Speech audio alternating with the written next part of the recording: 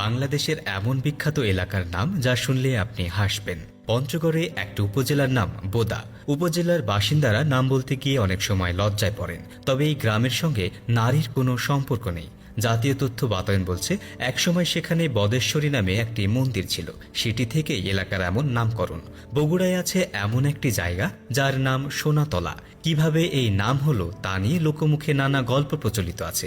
অনেকের মতে এই অঞ্চলে প্রচুর পাট হতো, আর পাটকে বলা হয় সোনালী আঁশ। বন্যায় প্রায় ডুবে যেত ফসল, তাই জায়গাটির নাম সোনাতলা। কেউ বলেন জমিদার ঈশা খাঁ ও তার স্ত্রী সোনা বিবি বজ্রা নিয়ে সেখানে যেতেন, সেখান থেকে এসেছে এই এলাকার নাম।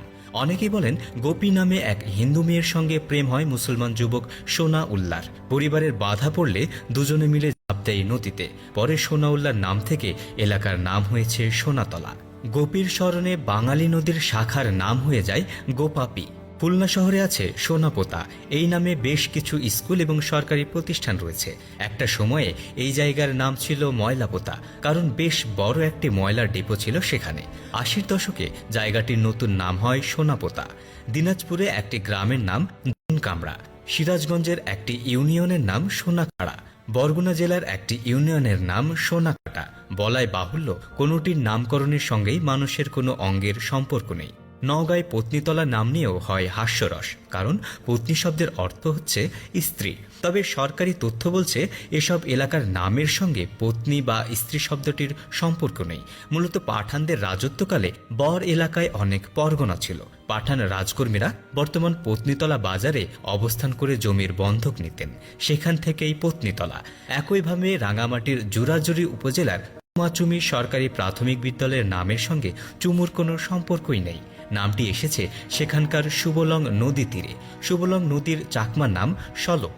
এর দুটি উপনদী মিলেছে জুড়াছড়িতে। মুখোমুখি শব্দটিকে চাকমা ভাষায় বলা হয় সুমসুমি, পরে বিকৃত করে নাম হয়ে যায় চুমাচুমি। চাঁদপুর মতলব উপজেলার একটি বাজারের নাম ল্যাঙ্গার হাট। মতলবের বোলপুরে সুলেমান ল্যাংটার বাজার থেকে বাজারের নামটি এসেছে। অস্বস্তিকর না হলেও আরও কিছু এমন এলাকার বিদঘুটে নাম রয়েছে, যেমন নারায়ণগঞ্জের ২৫০০ উপজেলায় এই নামের পেছনে আছে বাঙালির বীরত্বের ইতিহাস। ঈশা খাঁর হাতে মুঘল সেনাপতি মানসিংহের পরাজয়ের পর মুঘল সম্রাট বাংলার জমিদারকে ডেকে পাঠান, বলেন তাকে রাজকর দিতে হবে না, তিনি স্বাধীন থাকবেন। তবে ফেরার সময় মানসিংহ কিছু রাজকর্মী দিয়ে বলেন বাংলায় রেখে যাওয়া ২৫০০ সৈন্যদের রসদ দিলেই চলবে।